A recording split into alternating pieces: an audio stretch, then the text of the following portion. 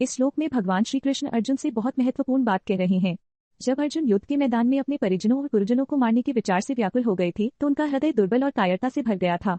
उन्होंने कहा कि वे युद्ध नहीं करेंगे क्योंकि इससे उनका मन अशांत है और वे अपनों के खिलाफ खड़े नहीं हो सकते। इस पर श्री कृष्ण उन्हें इस श्लोक के माध्यम से समझा रहे हैं। क्लैब्यं मासंगमः पार्थ, हे पार्थ अर्जुन, तुम कायरता का मार्ग नहीं अपनाओ। यहाँ कृष्ण अर्जुन से कह रही हैं कि तुम्हें यह कायरता शोभा नहीं देती। तुम एक महाकुल के महान योद्धा हो, तुम्हारे लिए इस समय डर या शंका का कोई स्थान नहीं है। नैतव्युपद्यते, यह तुम्हारे लिए उचित नहीं है।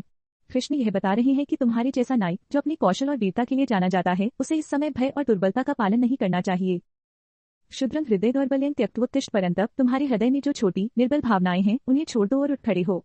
इस वाक्य का मतलब है कि जो डर और दुर्बलता तुम्हारे मन में है उसे त्याग दो। तुम्हें अपना साहस और बल जागृत करना चाहिए। परंतप का मतलब है जो शत्रु को तप करता है, यानी तुम्हारा नाम और तुम्हारा गौरव यह नहीं बताता कि तुम डर के कारण कायर हो, बल्कि तुम युद्ध में वीरता और साहस दिखाने वाले हो। कुल मिलाकर इस श्लोक में श्री कृष्ण अर्जुन से कह रहे हैं कि तुम्हें अपनी मानसिक कमजोरी और डर को छोड़ देना चाहिए। अगर तुम अपना कर्तव्य निभाने से डरते हो तो तुम उस महानता का अपमान करोगे जो तुम्हारी आत्मा में है। तुम्हें उठकर अपने आत्मविश्वास और वीरता के साथ लड़ाई में भाग लेना चाहिए क्योंकि यह तुम्हारा कर्तव्य है। भगवान श्री कृष्ण हमें इस श्लोक के माध्यम से यह सिखाते हैं कि हमें कठिन समय में भी अपने भीतर के भय और कमजोरी को त्याग कर आत्मबल से काम लेना चाहिए।